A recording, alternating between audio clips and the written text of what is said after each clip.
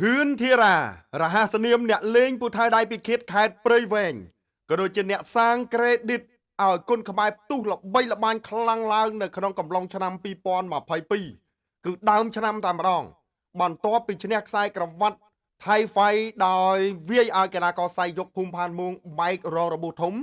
នៅក្នុងទឹកទី1ឥឡូវនេះធឿនធីរ៉ានឹងត្រូវមានភារកិច្ចធំដណ្ដើមខ្សែក្រវ៉ាត់ទី10របស់ខ្លួននៅក្នុងអាជីពដោយប៉ះដៃគូមានប្រវត្តិគួរសមមិនធម្មតាដែរ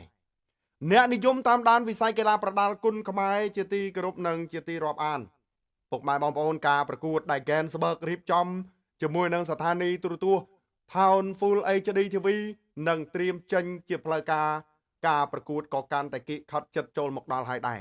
ក្រោយសម្រាប់នៅក្រៅសង្វៀនមួយរយៈពេលធំនាទីបំផុតអ្នកលេងពូថៅដៃពីខេត្តព្រៃវែងធឿនធីរ៉ាបានត្រឡប់មកកាន់សង្វៀនវិញហើយដោយនៅថ្ងៃសុក្រទី28ចុងខែមីនានេះត្រូវជួបអ្នកប្រដាល់ដែលមកពីទឹកដីនៃសហរដ្ឋអាមេរិកវ៉ាវពុកម៉ែបងប្អូនបាទគឺកីឡាករ Meg បាទ Agrus ណាដើម្បីដណ្ដើមខ្សែក្រវ៉ាត់ IPCC ដែលចូលសន្តិភាពពិភពលោកឬក៏ដែលចូលសន្តិភាព IPCC World គុណខ្មែរ Champion នេះជាបទពិសោធន៍ថ្មីមួយទៀតសម្រាប់កីឡាករកម្ពុជាធឿនធីរ៉ាដោយលើកនេះរូបគេនឹងត្រូវជួបកីឡាករដែលមកពីទឹកដីនៃសហរដ្ឋអាមេរិកដែលមានប្រវត្តិមិនធម្មតាយោងតាមប្រភពពីបណ្ដាញសង្គមបច្ចុប្បន្នកីឡាករ Magrus មានវ័យ26ឆ្នាំកម្ពស់1.80 ម៉ែត្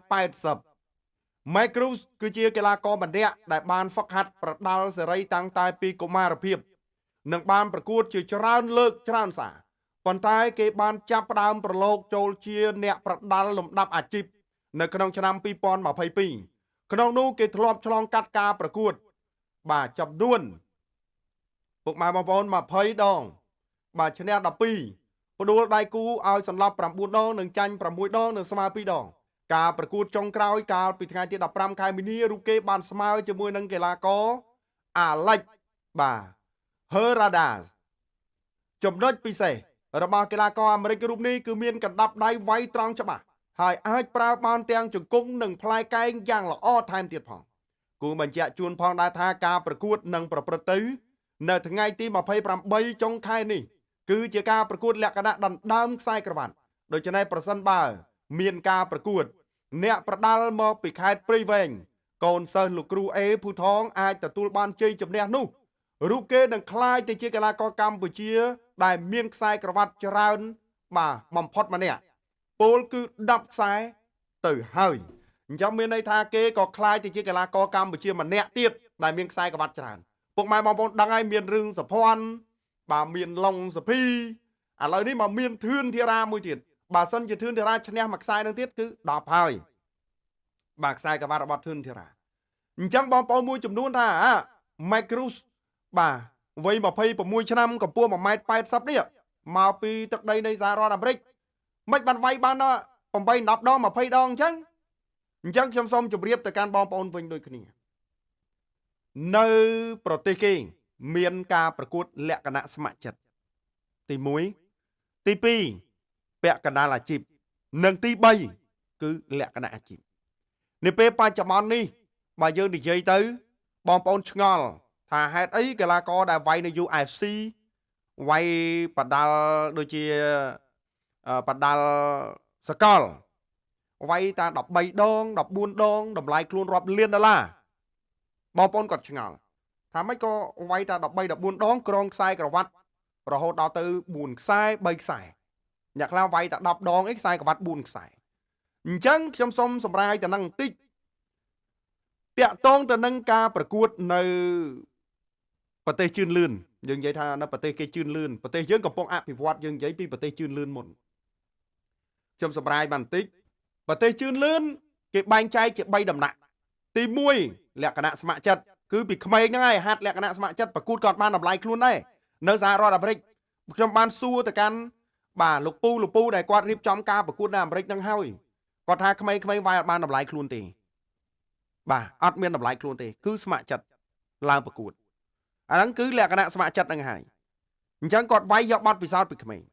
បន្ទាប់មកឡើងមកដល់លំដាប់ពាក់កណ្ដាលអាជីពពាក់កណ្ដាលអាជីពអាហ្នឹងក៏គេមិនទាន់រាប់ជាផ្លូវការទៀតការប្រកួតរបស់គេគឺគេរាប់តែលក្ខណៈពាក់កណ្ដាលអាជីពហ្នឹងទេដល់ពេលคล้ายវិវត្តទៅជាលក្ខណៈអាជីពគឺគេរាប់យកតែម្ដងគេរាប់យកការប្រកួតអាជីពទី1ទី2ទី3ទី4ទៅអញ្ចឹងពុកម៉ែបងប្អូនណាបាទដោយ Floyd អញ្ចឹង Floyd អ្នកបដាល់អាមេរិកមិន Floyd អត់ដែរចាញ់ទេ Floyd ចាញ់តាំងពីគាត់វាយបាទនៅក្នុងការប្រកួតពាក់កណ្ដាលអាជីពគាត់ចាញ់តែទៅវាយលក្ខណៈអាជីពគឺគាត់អត់ដែរចាញ់អញ្ចឹងកំណត់ត្រារបស់គាត់គឺមិនដែរចាញ់នឹងឯងបាទអញ្ចឹងសរុបតូតាល់ទៅការប្រកួតរបស់គេមិនមែនតិចដងទេគេច្រើនដងតែខ្មែរយើងនៅកម្ពុជាយើងភាគច្រើនគឺយើងក៏រាប់យកតែការប្រកួតដំបូងទៅតែម្ដងការប្រកួតដែលយើងចាប់ផ្ដើមដំបូងគឺយើងរាប់មកប្រកួតយកទៅដល់ពេលអញ្ចឹងគឺខ្មែរយើងវាយច្រើនប្រកួតណាស់បាទលេង500ដងអីបាទ400ដងអីចឹងទៅហើយដល់ពេលជាលទ្ធផលអត់ទេខុសគ្នាគេឆ្ងល់ថាដូចកីឡាកររបស់ជប៉ុននេះដែលឈ្នះកីឡាករកម្ពុជាយើងគីឡូ60 61នេះបាទកីឡាករហ៊ីសៃតៃមូបងប្អូនឆ្ងល់មកវាយដបងថោនយកមកអ្នកណាគេនិយាយវាយតែបាន8ដង10ដងមកដាក់ជាមួយអែមសទ្ធីយកកីឡាករខ្ចីញញយកមកវាយអែមសទ្ធីបាក់ក្តោងច្បោះខ្ទេចដល់ពេលអញ្ចឹងបានបងប្អូនភ្ញាក់ផ្អើលណាបងប្អូនភ្ញាក់ផ្អើលកីឡាករជប៉ុនវាយតែបាន10ដងជាងយកមកវាយជាមួយអែមសទ្ធីរតនសទ្ធីវាយឡើងចូល100ដងជាងយកកីឡាករទៅបាន8ដងយកមកវាយមានអីស្ពៃឥ